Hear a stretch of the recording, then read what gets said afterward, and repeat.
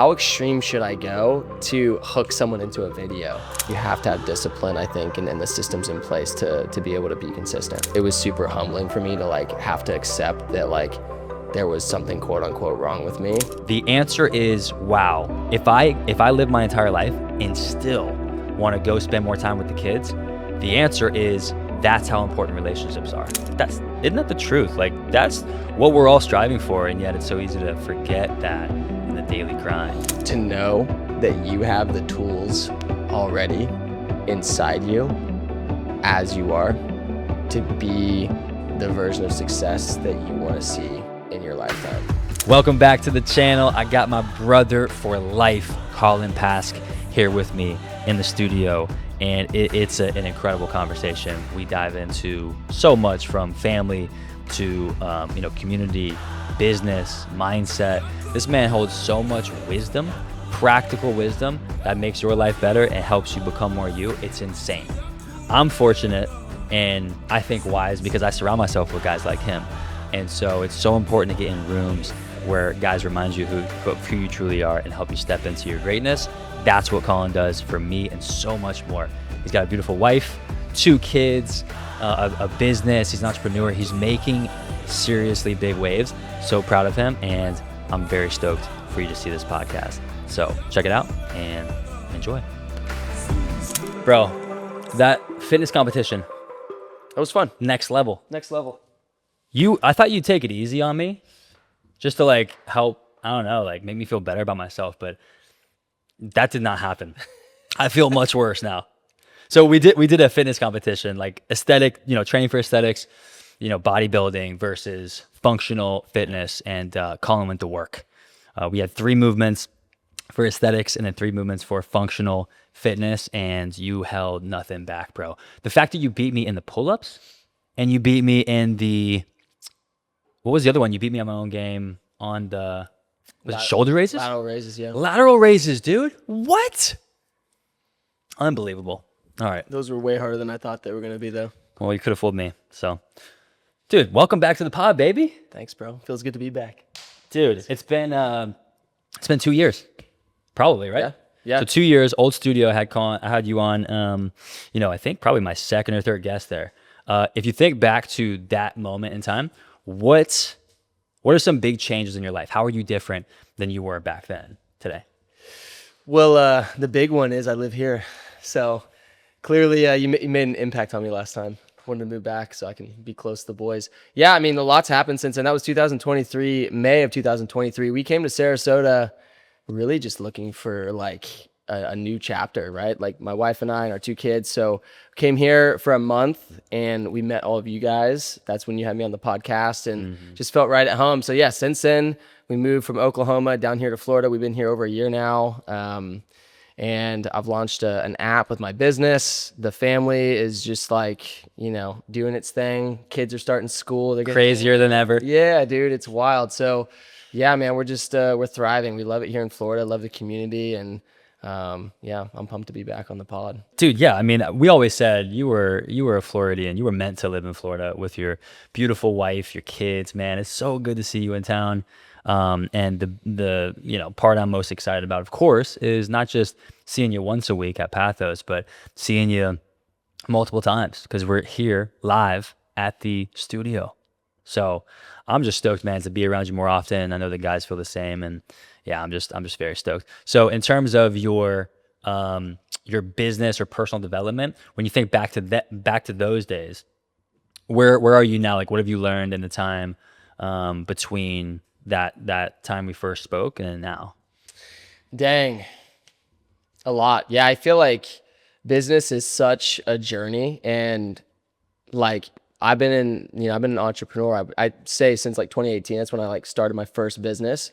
I was 23 years old, started my first business, and since then it's just a school of hard knocks. Anyone who's ever started a business, whether it's e-commerce or an online service-based business or local, like brick and mortar, it's like no one gets into business and it's just like easy for them. I would say it might be just the 0.01%, right? Like I think for the vast majority of people, if you've ever been an entrepreneur your entire life, like how difficult it is. So I think in the last 2 years, just like figuring out how to serve people better getting singularity of focus has been a lot of the things I've been focused on with my own life, because being an entrepreneur, and especially someone who has worked from home for the past 4 or 5 years, it's challenging to balance work and family because you're around the family, and we have young kids at home. And so that's also been a challenge for me as well, is trying to figure out, like, how do I maximize my time with my wife, with my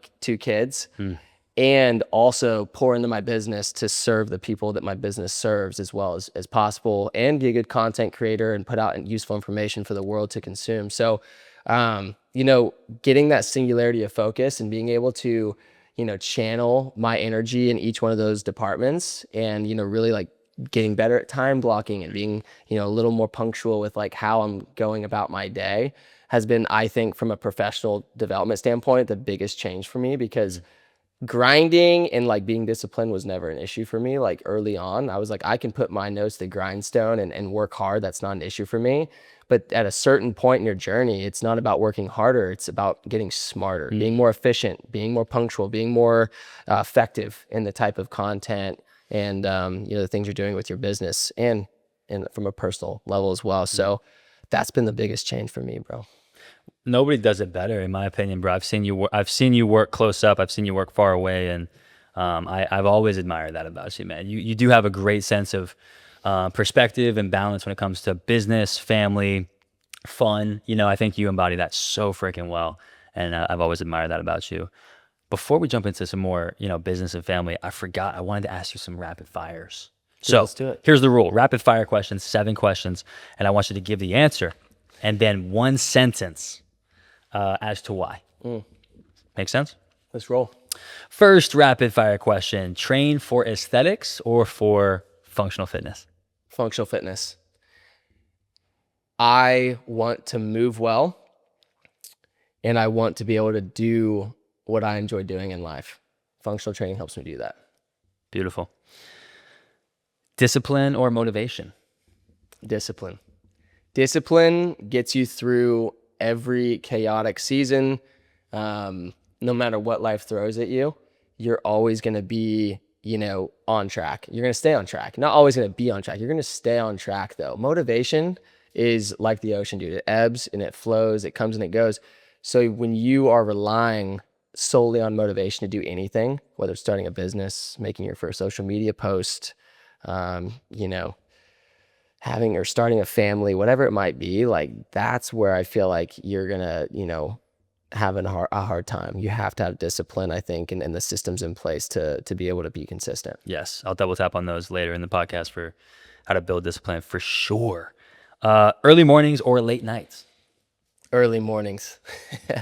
Morning time is I always call it like my sacred like hour of the day. I get up way before everyone else does in my house, barring that one of my kids doesn't wake up at 5 a.m., which happens every once in a while, but which I welcome that too. But dude, that's my quiet time. That's time for me, spend time on myself, spend time on preparing for the day, and just being intentional, with my spiritual life, with becoming a better man, and just working on myself, because otherwise it just gets pushed to the wayside. And so that's the really, really important time for me. Huge. Well said. Cold plunge or sauna? Sauna. I love the sauna, bro. There's nothing better. I grew up wrestling. I wrestled for 10 years. Part of that was sucking weight. I use the sauna a lot for that. So not that I enjoyed it back then, but it is something that I just always enjoyed, dude. Like just sitting in there relaxing and also being able to sweat. I'm a psycho. I don't feel like I've gotten a good workout if I don't sweat. Like I know some people that say that, like I genuinely feel that way. So being in Florida is a great first step on that. I was gonna say, you work out at the studio. You're sweating by the warm up. Yeah, no, I'm big time sauna guy. Love it. 2 more. Words or actions? Right now in this season of life, it's words. Yeah, I think when you are a parent, I'll try and keep this to 1 sentence. When you're a parent, you're getting beat up every day when your kids are little, when they're young. Hearing from my spouse or a friend of mine, like, "Hey, bro," or "Hey, babe," from my wife, you're doing good. Like, we see you, we appreciate your hard work. Like that to me, like, could fuel me for weeks. Like, just hearing that one thing right now. There's been a time in the past where actions meant more. Like, I feel like right now in the season that I'm in, like, hearing them doing well it means a lot to me. That's huge. Yeah. Well said, man. Last one, logic or intuition? I'm gonna have to go with logic. I Josh is nodding over there. I am I'm a big objective guy when it comes to evaluating things in life, whether that's training, whether that's business, conducting family stuff. And for me, if I don't know, I'm not going to pretend like I know. I think that's the first thing. The second thing is that logic, I feel like, wins out whenever your intuition might be lying to you. And, there's certain scenarios where it might not feel right to do something, but that's the safer option. There is the path you should go, right? Especially like as a parent. So I'm a logic guy. Love that. I think those ebb and flow, just like you said. I mean, I think life is so seasonal and dynamic. Sometimes you do need words. Sometimes it's more about action, and that's okay. I think knowing is super important. I guess a great question that I would love to hear your answer on following that is, have you ever made a decision that, logically speaking, made so much sense to do this, but something within you, your intuition, your gut, intuitively, you were like, I gotta, and you made it the decision that was going against logic? Yes. I've definitely done that before. Could be small or big, yeah. Yeah. I mean, I think we might touch on this later. When I got diagnosed with Crohn's disease, which is an inflammatory bowel disease, I think I was suffering from that for probably 2 or 3 years. Wow. Prior to actually getting diagnosed.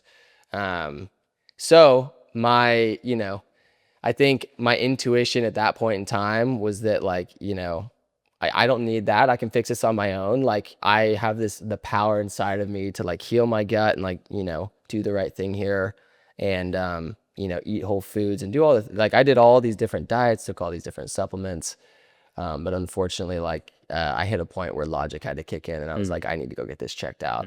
And my wife was the sounding board for that. She was asking me for several years before I ever went and got diagnosed. So that's probably like a one that hits close to home for me. But I would say that's a scenario where that played out for sure. Interesting. What have you found, like, that's been super helpful in that journey? What's made a big difference in your healing with Crohn's? Yeah, I think being patient. Me being someone that has been really fortunate to not have anything from a health perspective wrong with me my whole life. It was super humbling for me to, like, have to accept that, like, there was something quote unquote wrong with me, especially being someone that, like, I mean, I literally tried for 2 years to, do for different diets, different approaches, different, functional med, approaches to it. And nothing against those things either. Those things actually work really great for some people. And I encourage you, if you want to go that route, go for it. For me, after I tried all those things, like, and I actually had to just, like, kind of like throw in the towel and just go get seen, went and got a colonoscopy and got it checked and all the tests that they did. The process of getting diagnosed showed me, like, that I am human, and that, like, it's not just, going to be like butterflies and rainbows your whole life, and that sometimes, like, stuff happens and it doesn't make any sense. And it, like, I struggled hard for like a full year, like, grasping the fact that, like, I would have to go, at least for the foreseeable future, go get infusions every 8 weeks with a medication. I was like, in my head, I'm like, this is poison, but that process was so humbling and so good for the ego to just understand, like, that life is going to hit when you least expect it, like that. And, how you respond to that is really what matters, right? I think that everyone has different trials and tribulations and stuff. And that was just something that was, something that came to me. And me being a husband and a father, like, for my kids, for my wife, I knew I had to respond well to it. And I didn't out of the gate. I struggled. Like, my wife and I had, a lot of talks late at night about it, and just kind of, like, working through that process of, like, accepting the whole idea of, like, okay, this is something we got to deal with for the rest of our marriage potentially. And but now it's all good, man. Like I'm managing it. I saw a doctor this morning. I'm getting an infusion tomorrow. Like it's all good, dude. I think once you realize it's not that big of a deal, and that me being healthy for my family and my kids, that's priority number one. Yeah, for number me. one. And so, and just, you know, focusing on diet, stress, all those things has helped as well. But I think that the big thing there is like just the mindset, having to shift the mindset to like, hey, you've got to do what you can do with your situation. Yeah. Wow. So that's powerful, man. I feel like you've handled that incredibly well from the outside looking in. I'm sure there were super low and, you know, dark, discouraging moments.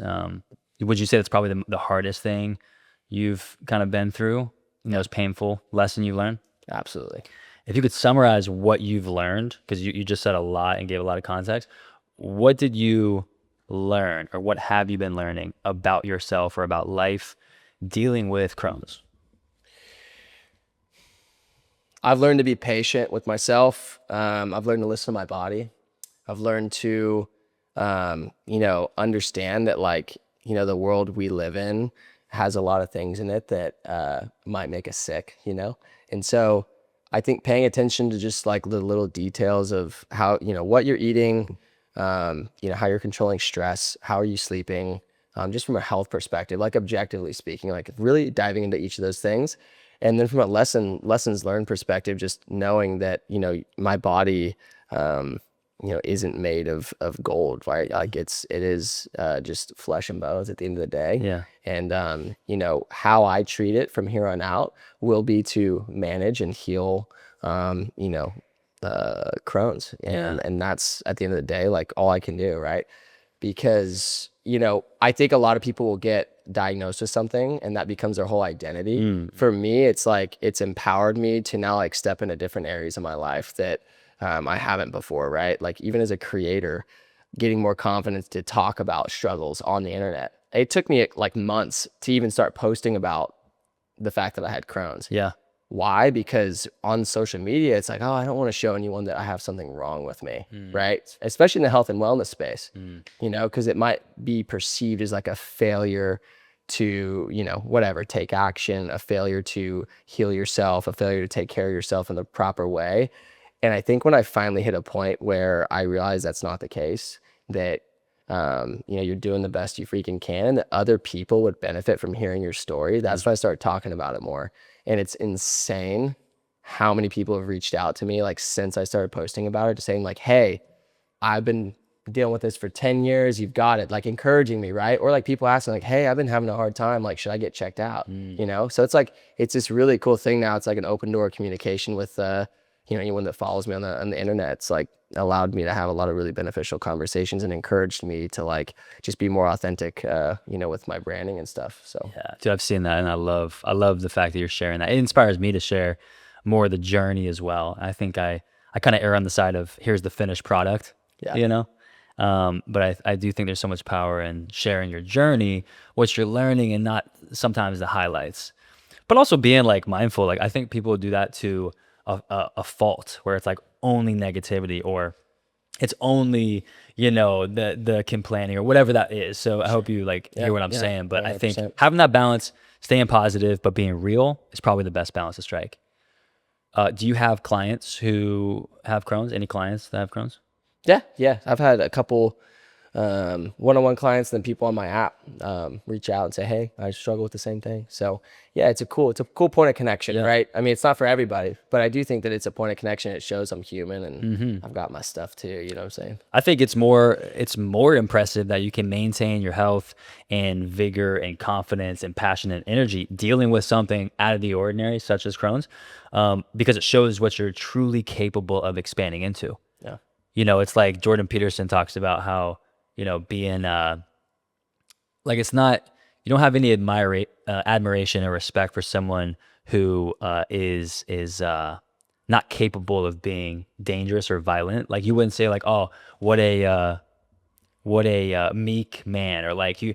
It's like no, it's your capability of being violent, which makes you like, wow, he's such a safe man. He provides safety. But if you're incapable of like defending something beautiful, it's not as respectable, if that makes sense. Yeah. So that's what I'm trying to say as I ramble. You can do so much with that because you're dealing with a lot of things at the same time and still having so much success, which I love. When it comes to business, so you just talked about your coaching business.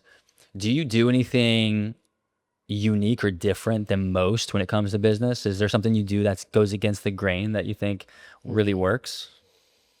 That's a good question. Yeah, I think I would say no. I feel like at the end of the day, like fitness is literally like everything's been tried, right? Every methodology's been tried out there. Like if you see someone doing something crazy on the internet, it's like, okay, that's really neat. Like that's going to have to go through a lot of testing and research to find out if it's effective or not. So a lot of what modern day coaches are taking that information and synthesizing it in the lens that they see as the most effective path, right? And being able to teach that to people in the most effective way possible, in the most simple and easy to implement way, right?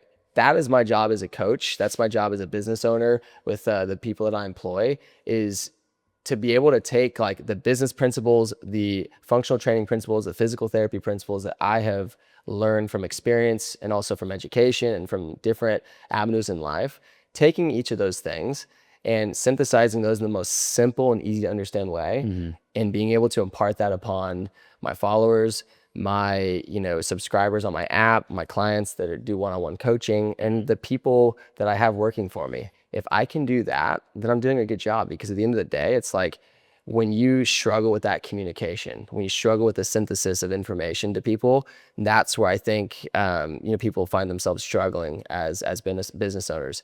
And trust me, it's like when I run into this, and you might be able to touch on this as well, when I run into an issue, personal, business, fitness, whatever it might be, my next move is, who knows about this? You're looking for an expert. You're looking for someone who might be well-versed in that area. So you get to looking around, right? You research, maybe you buy a course, maybe you go read a book, or listen to an audiobook, a podcast, watch a YouTube video. So the information is there. It's about like seeking it out. And again, being able to like take that and going, okay, how can I apply these principles, these values into what I'm doing, and do it obviously in like an effective and effective way. Yeah, that's so good, man. That is that's well said. Guides and coaches and experts, what they do best would be to take all the information out there, to distill it into the most powerful and effective information. But then on top of that, to package it in such a way that makes it like realistic and practical for the customer or client. Because I mean, as we know, like, dude, I think about this all the time. Information, bro, is everywhere. We live in the it's like the information age 3.0. It's like ChatGPT is my best friend these days, right? I'm not sure if you're using that as much as me, but like, it's crazy. So the information is out there, but what really I think will be more valuable are things like authenticity when it comes to business. Going all in on you, being who you truly are, but also like really being good at applying this information, cutting out the BS and keeping it super freaking simple. And really, a lot of it's human psychology. I mean, we know what to do a lot of times, but I always tell people, whether it's Team Vitality or clients, I'm like, my job as a coach or guide or a friend is like, I want to say something or have something click within your brain that helps you activate what you already have within you.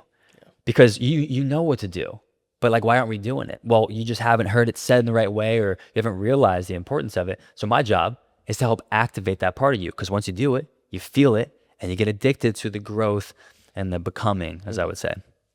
So, with that online business, so much of what we do is online. So much of what we do is for the world to see. I'm curious what's your relationship with, negativity online? Like, how do you handle whether it's like negativity or just comments or anything like that? How do you balance? The haters. You get some haterade. Yeah, you probably remember the first time you like maybe a post went off, and you like, it's funny because initially people might realize that when you post something, it first starts like being shown to your own following, but then I always call this like the dark side. When it crosses over to the dark side, like it starts getting shown To random to a bunch of strangers. randos, and then you start getting these wild off the cuff comments. And yeah, I mean, how do I deal with it? I don't at all. Yeah, I see what people post. I laugh. I used to respond early days. Now I just don't even care. So at the end of the day, it's not about like seeing those things and just being like, oh, like that's not true about me. What I think it's more about is realizing like, why do people leave negative comments on the internet in the first place? Granted, I understand sometimes it's maybe warranted if there's a negative piece of content, but I think that the actual crux of what's happening there is a lot of times maybe they're just unhappy, right? So maybe they're unhappy with their situation. They see something about you that they want to attack, and it makes them feel good about themselves. So understanding that it might not be so much about a personal trait about you, it's actually about them, I think is the best way to handle someone who's being hateful, someone who's leaving a negative comment or a negative message or a negative email. Because at the end of the day, like it's not going to affect who you are in your day-to-day life, right? I think there's a time and place to listen, and I think you've said this before.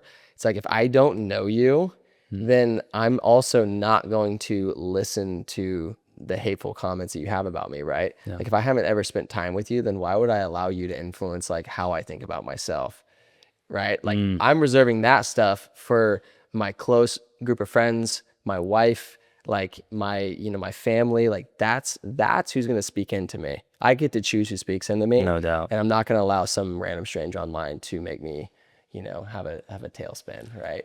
So you've always been like that? You said early on you No. kind of let it get to Yeah. Oh, dude, 100%. I mean, like I think some people struggle with it more than others.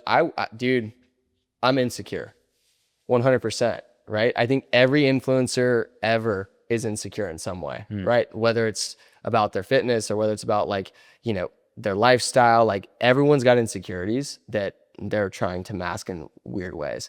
I think when you first start to step into the realm of like getting a following, those insecurities get attacked very easily because you've never been attacked like that before, right? And I think that those early days you have to uncover those insecurities and be like, like why did that comment bother me? Why did that email bother me? Why did that like review that person left bother me so much? Oh, maybe that is something that I need to like look into. Maybe that's something about myself I need to like spend some time on and like understand why is like that making my blood boil a little bit, right? Or why did that make me want to cry? It's like, so you go through these like these emotions early on because it's the first time anyone's ever attacked that part of you. Sure. And I think it's a really healthy period for someone, as long as they handle it well, to be able to do some good self-reflection stuff. Again, it's like you take that experience and you circle it back to, okay, now I understand these things about myself. And now I understand like that person is coming from maybe a place of like being unhappy. Now I understand like, okay, where that's coming from or whatever. And I'm still going to allow like my family and the people in my inner circle to be the ones that speak into my life, not these random people on the internet. Bro, I want to clip that and just have it on repeat because it's such a great reminder to anyone posting stuff, or how many guys at the summit wanted to post more, but they were in that season of like overthinking or what will my friends think. I told Adam, I said, man, social media, because he's talking about having this passion for like this message he wants to encourage people with. He's such a guy, like a gifted communicator and leader. And I'm like, social media is not for your friends, bro. I know it kind of seems like that. Remember when social media first popped up? It's like, yeah, you're staying connected with friends, right? MySpace, top 5. Tom's at the top, and my music's hitting, and the freaking Matrix on the screen, the letters floating down. Wow, that's me. But like, it's not for your friends. It's for you to express and create authentically whatever you're passionate about, and having your people find you. Yeah. So I just think a lot of times if I'm not careful, like I'll fall into that where it's like, oh, I wonder what they're thinking. But really it's about staying true and staying aligned and speaking to the one, giving content, creating content for that one person who can benefit from it. Because there might be 5 people who disagree or 5 people who don't vibe with it or don't find it useful, but that one person does. And I think if you're doing that, you're crushing.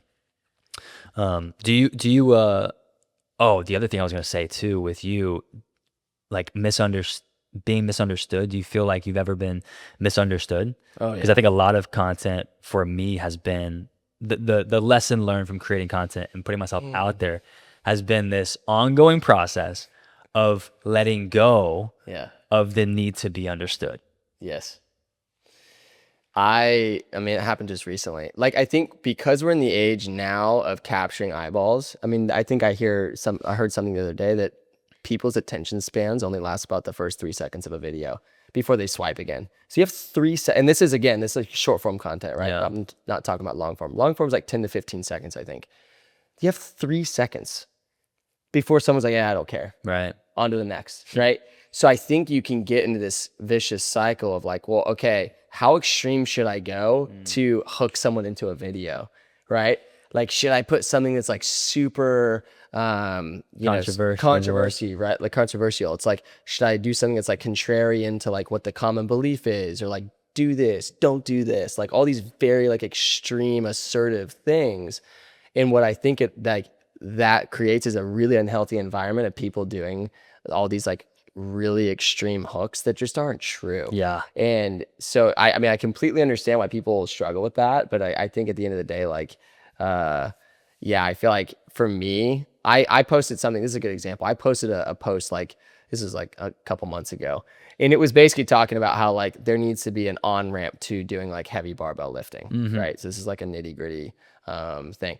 And the post kind of said like, basically like, almost like referred to like why dumbbells would be better for like a new lifter than barbells, like early on, right? Just you're learning how to goblet squat. Yeah. You're learning how to do dumbbell bench press. You're doing just basic lifts. My intention was to talk about that, but the post might have looked a little more extreme, right? Because it showed someone like injuring themselves with the barbell, and I took it down because I was like, you know what? Because I got some feedback from some peers, and I was like, you know what? Like, they're right. I think I overreached a little bit by using that as my hook. But that was a good example for me where it's like there is times when you like maybe you do post something and it oversteps boundaries, and that's why it's like so good to be reflective on like what you are putting out into the internet and not falling into the trap of like, oh, I just need to like capture eyeballs, right? And so like, and I was like, you know what? Yeah, I messed up. Like sometimes I make posts. I'm like, yeah, I probably shouldn't have maybe phrased it that way. The message was good. Yeah. And I made a similar message post later on that talked about the exact same topic. Yeah. Because I was like, this is a really important topic I want to talk about. So that's just an example. So if you're looking to do that, it's like, you just have to know like, yeah, sometimes you're going to get misunderstood. And sometimes it's like, yeah, maybe you shouldn't try and go to the far extremes of the earth to hook someone's attention. Like sacrifice everything for the algorithm. Exactly. Yeah. Yeah, it's definitely a balance. It's definitely a balance act. But I think the over time too. I mean, people know who you are, and people see the value that you bring to the world. And I think that's why it's so important to stay consistent and putting good value out there, and always thinking like, how can I add value to the world? And you do that all the time. When you think about business and content and even family life, I mean, I would love to hear your process of working through self-doubt. So I have my own process and reminders, but like, yeah, what does that look like for you when you feel that self-doubt? Like, do you ever struggle with that, or does that ever come up, and how do you deal with it? Yeah, absolutely. Yeah. Alex Hormozy says like outwork your self-doubt. I'm not so sure that's always the most healthy path, but I do think that my way of framing that statement is actually how I deal with self-doubt. When I start to struggle with self-doubt, I do a couple of things. Number one is I get as structured as I can with my day. I get as intentional as I can with my day, with like planning things out. I mean, I've talked to you about like my journaling practices before and stuff. Like, when you're going through a season like that, it's for a reason. Like, it's because there's maybe a part of what you're doing that could use some improvements. And I think that, there's also a side of that that's like, it's just kind of your inner voices talking of like, oh, like, no one's listening to you. No one cares. Like, no one likes you, So you have to push some of that aside and then come back to you and go, what am I going to do from an actionable step standpoint to kind of get out of this like rut, right? Is my business not doing as well as it should be? okay, sweet. It's probably because your business is not as good as you think it is, you know? And what steps you're going to take to help improve it? What systems can you improve? Okay, like how can we improve retention? I run a service-based business similar to you. So it's like looking at those little elements and actually reverse engineering, like where is that self-doubt coming from? And then being able to look and go, oh yeah, there are some things that can improve. Just swallow the ego. Get rid of the ego and realize like there are going to be times in your life when you have to revisit things you've already established, a system that you established 2 years ago that needs revisiting, right? Whether that's with your, relationships with your wife, your kids, your employees, the people that you serve on your business. Like it's all you're always going to have to be in a state of improving things, It's good. and I think that that's a good, like, actionable way to approach those situations. It's good. You're one of the most driven guys I know, but you also play really hard too. You work hard, play hard. How do you balance that becoming with just being? Yeah. Living in Florida's helped. Everyone here likes to have a good time, which is great. I feel like I have hobbies I enjoy doing, but I haven't like really stepped into those until this year. Like the past like year or so, like got more into surfing, paddleboarding, jujitsu, like doing these things. Not at the expense of family time either. Like like actually carving out time when it's not going to affect my time with my family, and being intentional about spending some time doing the things that I enjoy doing. And the big thing is just like spending time in community. We're very fortunate. We have like such a rich, like close community here, that I feel like it's been so much easier for me to like, hey, we're playing pickleball Thursday night. Sweet. Like an hour of time carved out with all the families there. Everyone's playing pickleball. Like it's just Nothing better. Yeah, there's nothing better. And it's like having that like balance, like being here has been a huge part for me. I also will say this, having a boundary for when you're working and when you're shutting down. We've talked a lot about this.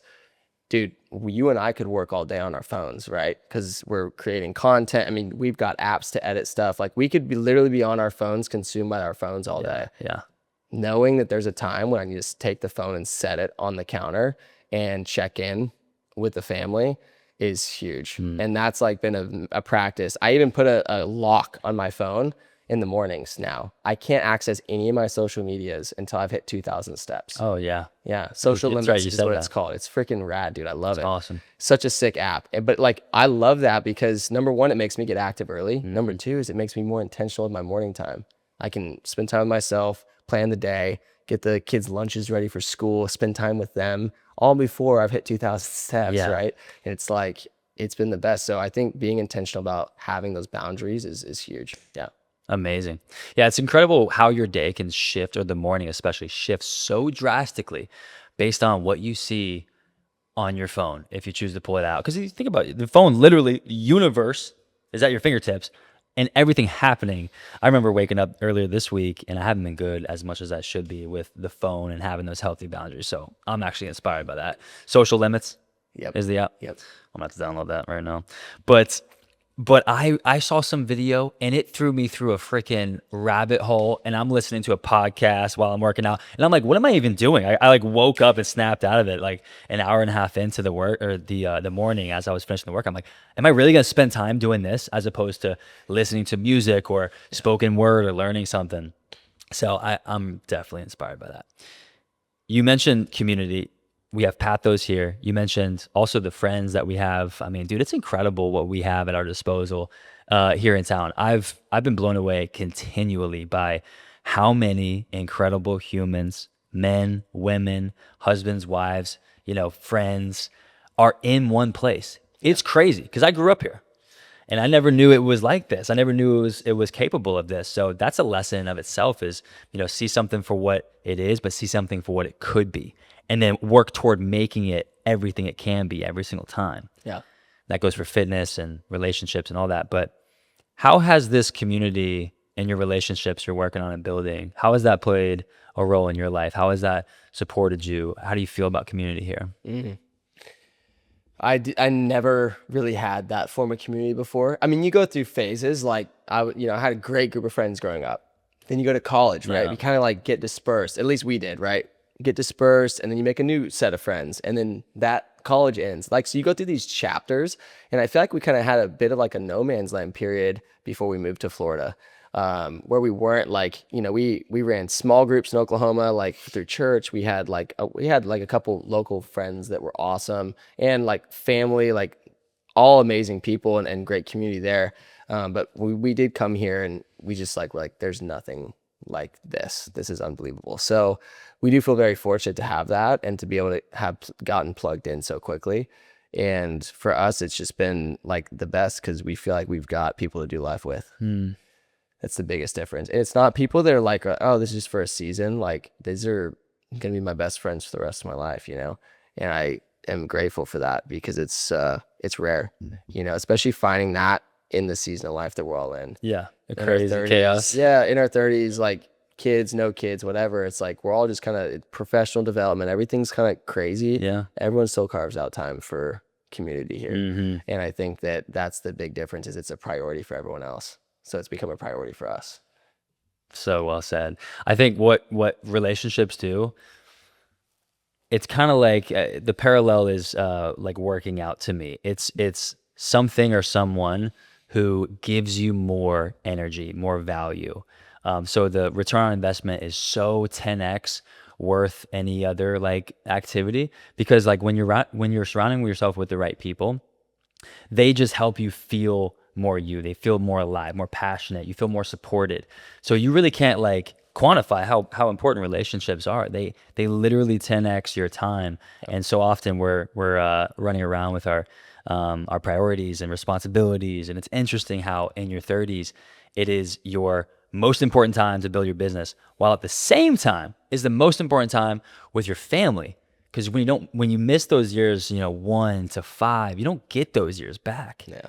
And so just to make this longer, I was talking to my dad. It was his birthday. I grabbed lunch with him Tuesday this week. And I said, you've lived, he's 68. I'm like, think back to when you were 32, my age. What would you do differently? Like, is there anything you do differently? And he said, he thought about it for a sec, and he said, I think I would just spend more time with the kids, more time with the family. But growing up, this man did the best I could imagine at spending time with us. And so I said, we just talked about how much you spend time with the kids and how many vacations or weeks you blocked off or days you blocked off, how great you were at that. I said, so how do you know if you're spending enough? He goes, Brian, I don't think it's an answer. I think the answer is, wow, if I live my entire life and still want to go spend more time with the kids, the answer is that's how important relationships are. So it's not a measurement or a percentage of work and then like, here's the family. It's like, no, work your freaking balls off, go make stuff happen, but never forget that the relationships, the kids, your wife, your kids, your friends, that's what we'll come back to. Yeah. On that too, I think your dad crushed that. That's amazing. I think I always say this to people. It's like, I look at where I'm at with my entrepreneurial journey and I'm not like, and dude, on my measure of success, I've got all the success I want, right? I feel happy. I feel rich, like all those things. Like I've got everything I need in life, which is amazing. A lot of people can't say that. I think when I look at how I've spent the last 4 years, because my son's 4, I don't regret a freaking thing. Yeah. I don't regret those days where it was stressful trying to tap like in work, out of work, in work, out of work, like, managing all that. I'm like, yeah, it obviously working from home and having to split priorities all the time. It is difficult, but I will never look back and regret spending more time with my kids or my wife. And it's like, that to me is the most like special, like rich part about like being able to work from home and like, do what we do for a living. Like the fact that I've gotten to watch my kids grow up, that I've gotten to, my wife's left for a week at a time and I've gotten to spend the whole week with my kids. And it's like the business keeps going, like things keep going and it's a little crazy and it's chaotic, but it's like, I get to understand what my wife's going through as a caretaker, right? And get to play that role. It's like those things, like those experiences are very rare. And I think just for me to be able to do that, like I will never regret that. Obviously, sometimes I'm like, God, dude, with all the time I could have, if I didn't have kids or wasn't married. Imagine what I could accomplish. Where would I be, right? Like you just have those conversations in the background sometimes. It's like, not in a way of, oh, I wish that was me. It's like just think about that. Yeah. And I'm like, yeah, I wouldn't trade it. Yeah. You couldn't give me any amount of money in the world to trade what I got, dude. Facts.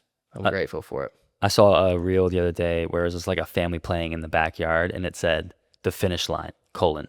And it was just music and the kids playing. I'm like, isn't that the truth? Like, that's what we're all striving for. And yet it's so easy to forget that in the daily grind. We are blessed, man, with beautiful, powerful, genuine, authentic wives, both Carissa and Gigi. I'm just so grateful for, obviously I can speak for my wife and just how amazing she is, and Carissa as well, and how they make us the men we are. We can't do what we do without them, and we wouldn't be who we are without them. And I just asked you that question about community and relationships. As I think back to this moment, Josh was there, Gabby was there, we had our kids, and it was kind of, I think it was your birthday. It was the first celebration we did as a family unit, friend family unit.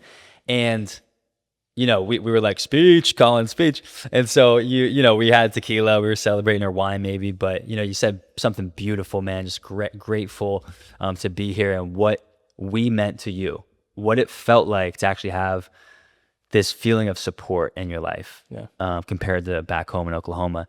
And I look over at Carissa, and she's got tears in her eyes. And I'm like, dang, dude, that just hit me like a freaking wall, knowing how important that was to you, dude. Like, that's for your family, and to see that, I'm like, man, this is such a great reminder. Like, this stuff's important, and it matters. Yeah. You know, so I just think, it was confirmation of this conversation that go freaking achieve, go become, but never sacrifice that. Never sacrifice the things that matter most and the people who matter most for that. Oh, amen. As we kind of close, I would love to hear, you know, in terms of like people listening, we think about, we talk a lot about mindset on and off camera. You know, I think mindsets play such a big role into success of business, because if you don't have the right mindset, but you have the right business plan, it's not going to work. You got to take the right mindset and apply the business plan for it to sustain itself. So take this however you want, but what is one belief or mindset you could, if you could, implant into everyone? Everyone believes this one thing to make them more successful, live a more fulfilled life. What would that belief be?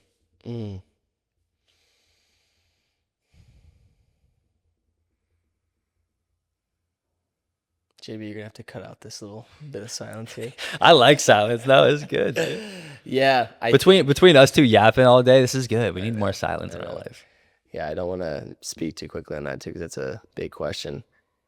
I think to know that you have the tools already inside you, as you are, to be the version of success that you want to see in your lifetime. It's already there for you. Your future self already has it. And the reason you want it is because your future self already has it. Our boy JB Copeland likes to say that. Shout out JB.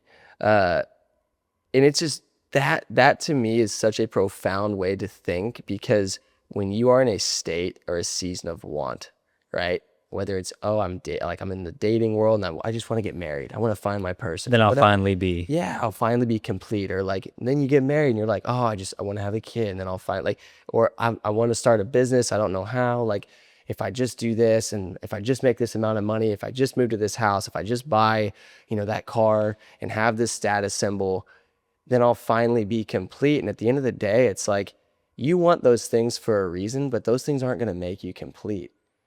Maybe the reason you want that stuff is because your 45 years old self already has it. So don't worry about it. Just keep being yourself, stepping into who you are every single day, and trying your best to show up authentically and to pursue things unapologetically, because fear can cripple you from stepping into that version of yourself. And I think when you take that mask off and you live your life unmasked, that at the end of the day is the most powerful approach to getting there. And so take the mask off, live without fear. You've got the tools inside you to be successful. You just have to know that they're there. You have to realize that they're there. They're already inside you, bro. You just got to step into it. Mic drop, bro. That is powerful. What I heard was you have everything you need within, so don't feel like you're in lack. and to stay true and live in alignment and be authentic, and everything's gonna work out. Yeah. That's powerful, bro. Yeah. So good. Now, when you think about, I think that's pretty much the message too that I want this podcast to be about. I love reminding people of who they truly are, their God-given potential, how important it is to become everything you are and not shrink back because of fear. Like, it's so, so important.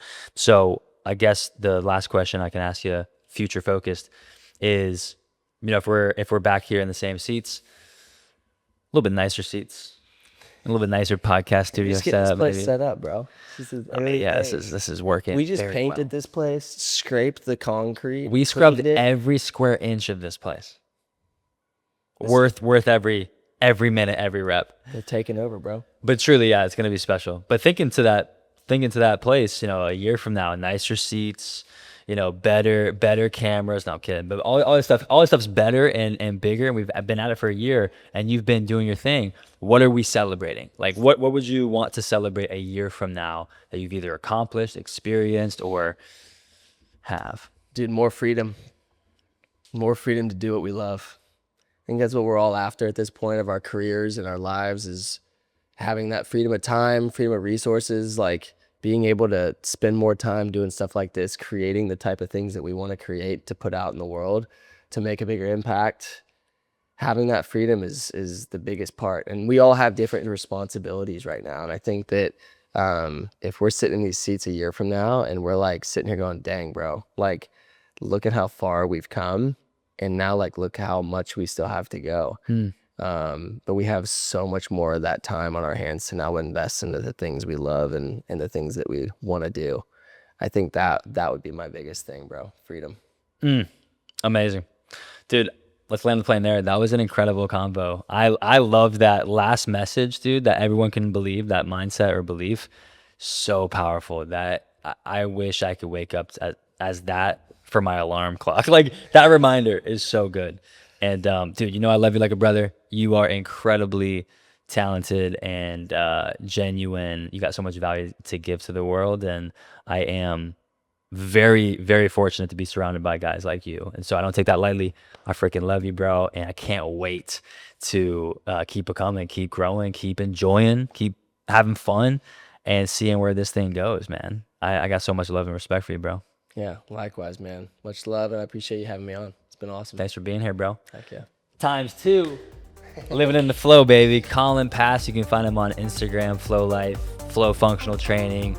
He's got his own business, YouTube channel, the whole nine. So stay tuned for him.